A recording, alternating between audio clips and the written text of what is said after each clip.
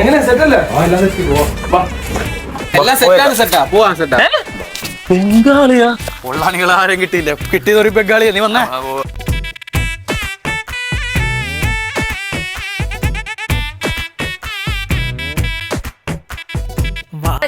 ഇതുവരെ വെച്ച് മറ്റുള്ളവർ വേണ്ടിടത്ത് വേണ്ട പോലെ വാൽമടക്കണം.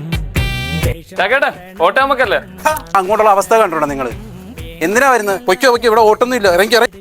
ചേട്ടാ നല്ല പട്ടിയാണ് സെട്ടാ, വോട്ട് ചെയ്യ് ചേട്ടാ, നല്ല പട്ടിയാണ് സെട്ടാ.